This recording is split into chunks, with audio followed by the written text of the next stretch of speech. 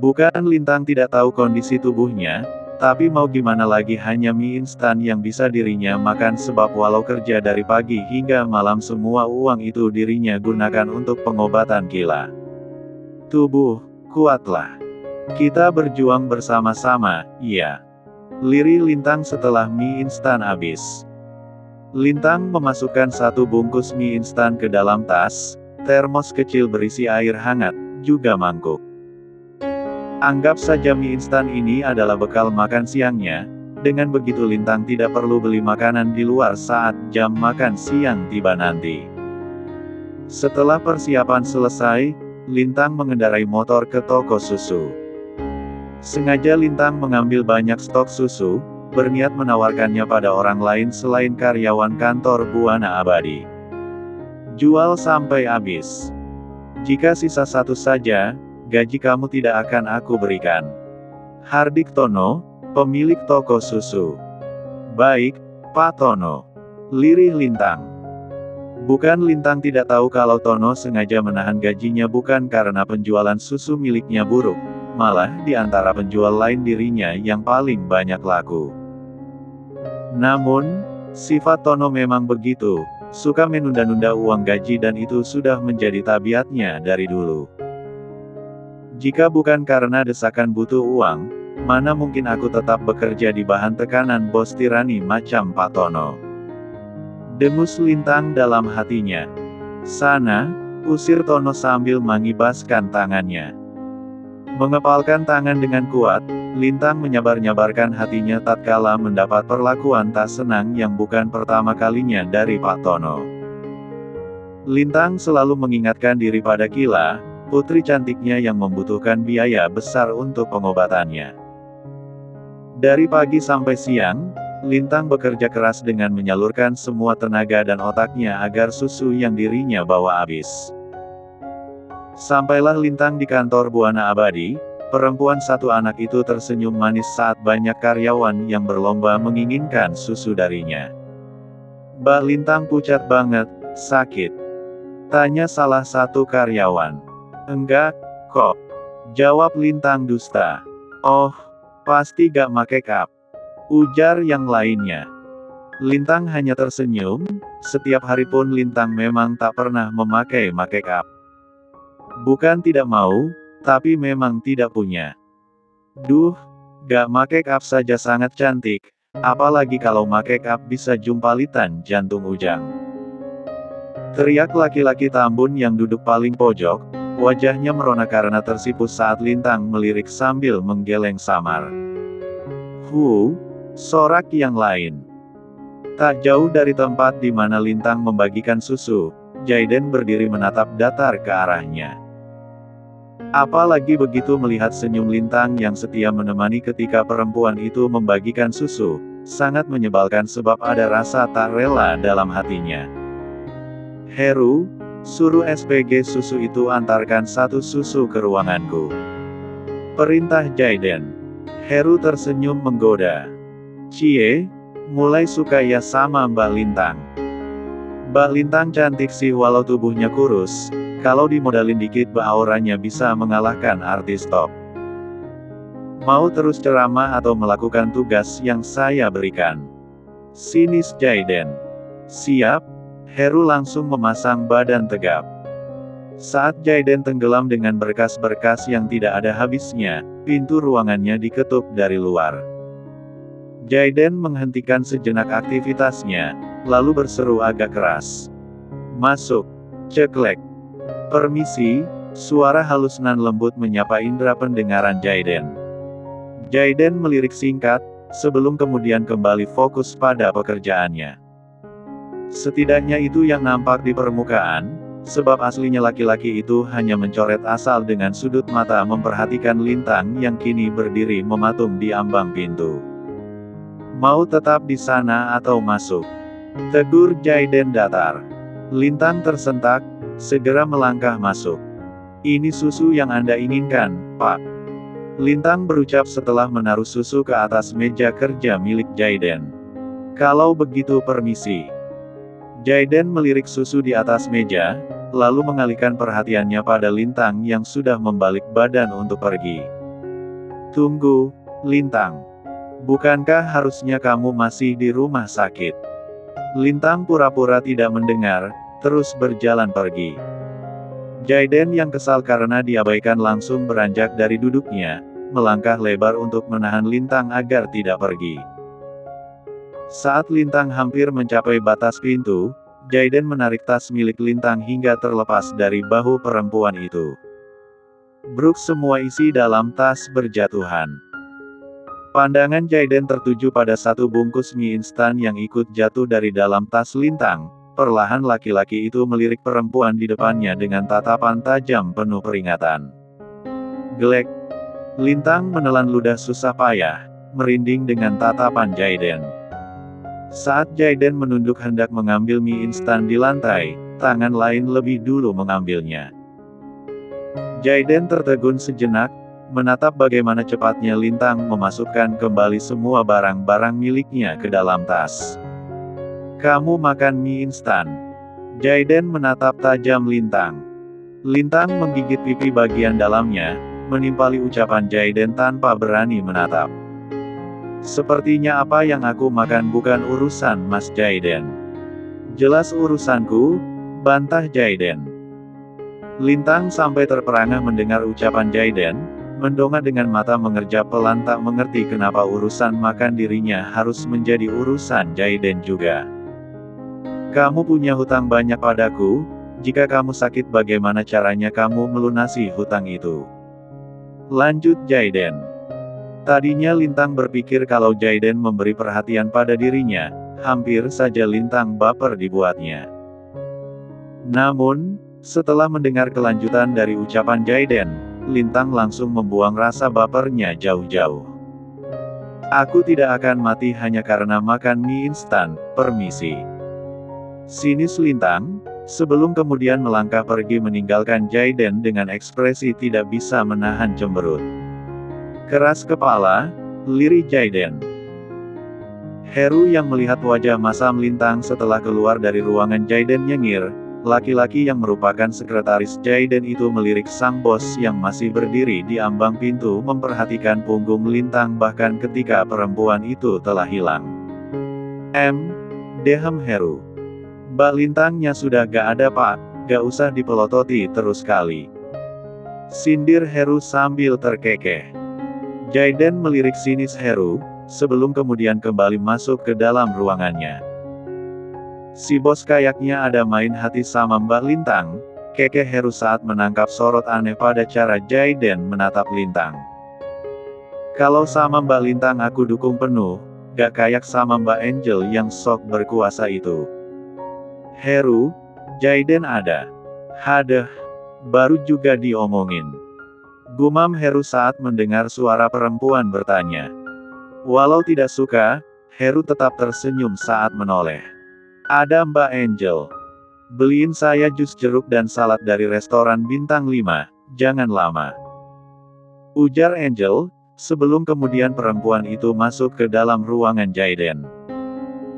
Heru menatap punggung Angel dengan tatapan kesal, selalu begitu setiap kali datang ke sini pasti Angel minta ini dan itu pada dirinya. Nasib kacung, gumam Heru sambil beranjak. Saat Angel masuk, perempuan itu tersenyum manis begitu melihat Jaiden yang tengah berkutat dengan pekerjaannya langsung mengangkat wajah begitu dirinya masuk. Jaiden, hari ini Oma nyuruh kita fitting baju pengantin. Angel berucap manja sambil melangkah masuk, saat hendak membungkuk mencium pipi Jaiden malah berakhir memeluk udara sebab Jaiden menghindar dengan cepat. Angel cemberut, Jaiden selalu menghindar setiap kali hendak disentuh. Saya sibuk, dingin Jaiden. Tapi kesibukan kamu tidak akan ada habisnya, rajuk Angel. Ayolah, hari ini saja. Angel, Jaiden angkat kepala. Jangan sampai karena rengekan kamu ini, saya membatalkan pernikahan kita yang tinggal 2 minggu lagi. Kalau mau fitting baju, kamu sendiri saja dan jangan menggangguku. Angel tersentak kaget dengan ucapan Jaiden.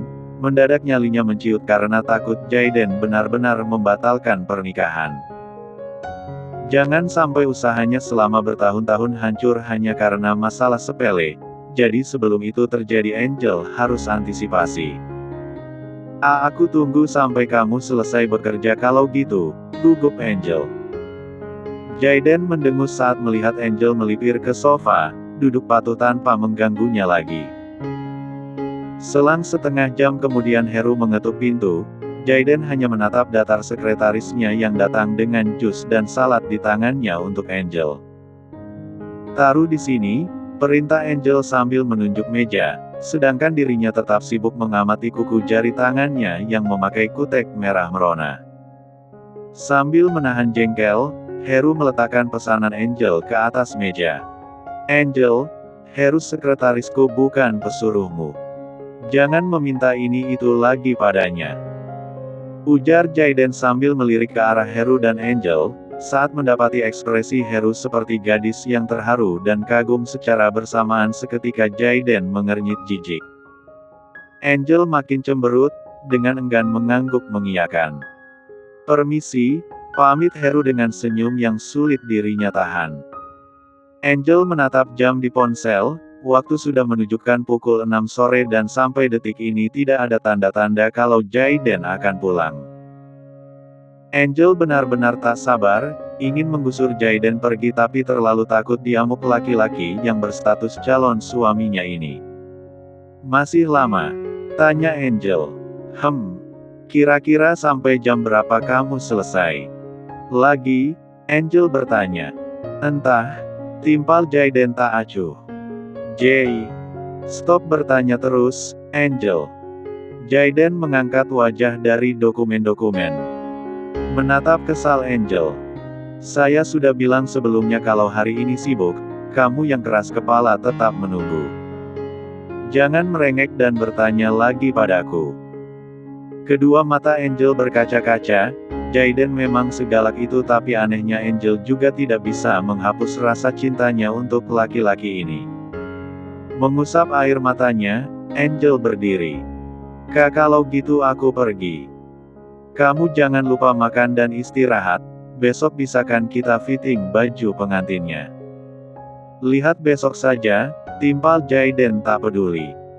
Angel mengangguk mengerti, lalu berjalan keluar dari dalam ruangan Jaden.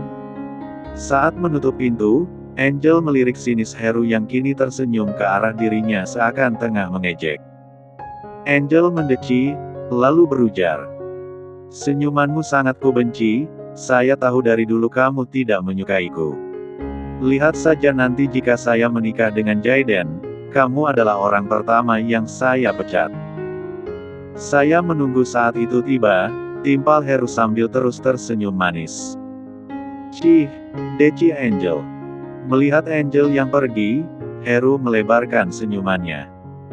Biasanya Heru akan mengeluh lelah kalau Jaden lembur, sebab itu artinya dirinya pun akan ikut lembur. Namun, karena lembur Jaden sekarang, membuat fitting baju pengantin bosnya bersama Angel gagal, Heru jadi bersemangat untuk lembur. Ceklek 5 menit setelah Angel pergi, Heru menemukan pintu ruangan Jaden terbuka dan bosnya itu keluar. Kemana bos? Tanya Heru. Siapa kamu? Sinis Jaden. Sekretaris Anda, bos. Hanya sekretaris, bukan ibuku, ngapain nanya-nanya segala. Cibir Jaden. Si bos songong bin nyebelinnya lagi kumat, sabar Heru dalam hatinya. Jaden berjalan agak cepat, masuk mobil dan mengemudikannya dengan kecepatan di atas rata-rata. Karena jarak keluarnya tak lama dari Angel, saat mengemudi mobilnya melewati Angel yang baru duduk di dalam mobil. Loh! Kaget Angel saat melihat Jaden sudah keluar dari dalam kantor, padahal tadi bilangnya sibuk dan tidak punya waktu buat fitting baju pengantin.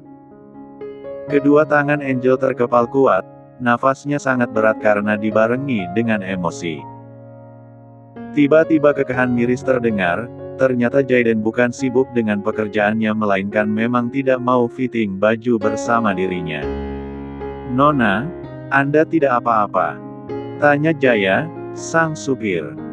Tidak apa-apa, jalan. Perintah Angel.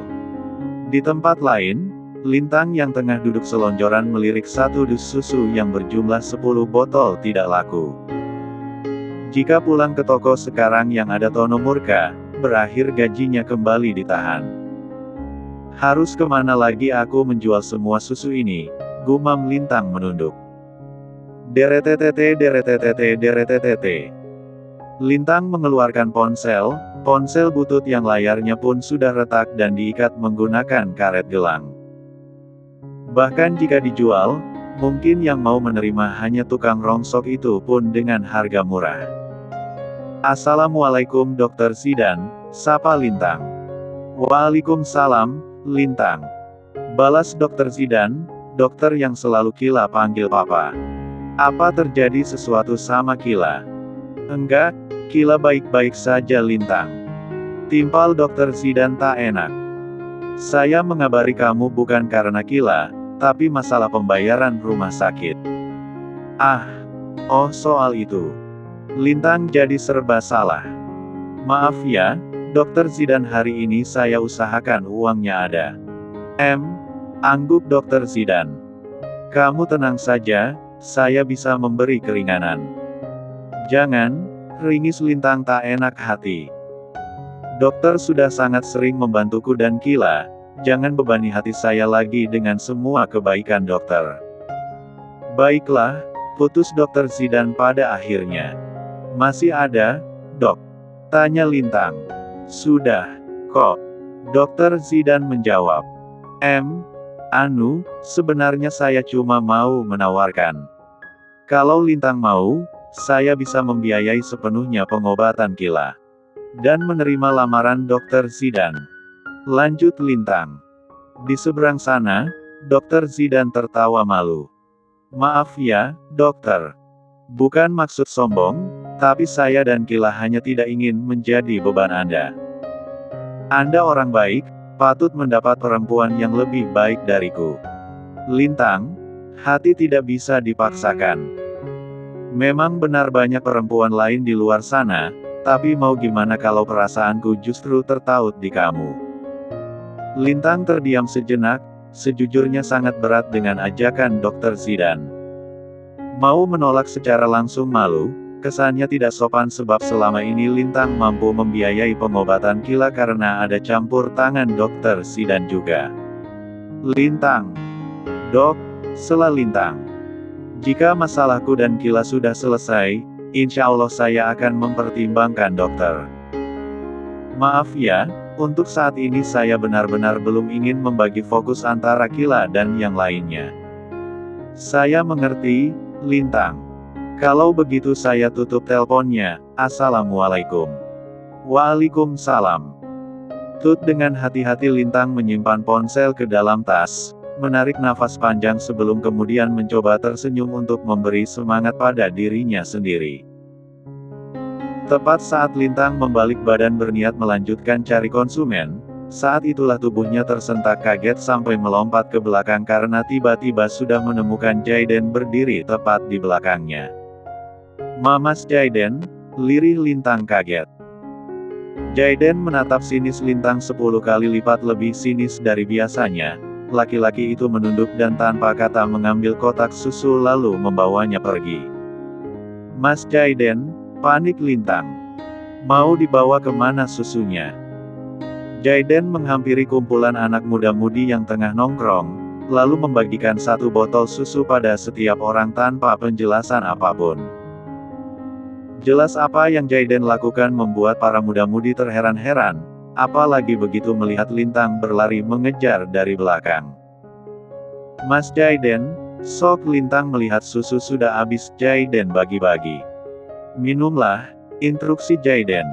Wah, terima kasih Om. Seru para anak muda sambil membuka tutup botol, meminum isinya dengan senang hati. Enak, Om. Terima kasih. Kedua mata Lintang sudah melotot, bibirnya menipis dengan tangan terangkat hendak memukul belakang kepala Jaiden menggunakan tas miliknya karena terlalu kesal dengan sikap Jaiden. Harga per satu botol 20.000, sini uangnya. Pinta Jaiden tak tahu diri. Ada yang tengah meneguk mendadak tersedak, Ada yang baru membuka tutup botol buru-buru merapatkannya lagi, juga yang baru menghabiskan satu botol susu mendadak ingin memuntahkannya lagi. Semua orang yang tadinya senang mendapat susu mendadak cengok, hampir tak percaya kalau susu yang diminumnya ternyata tidak gratis.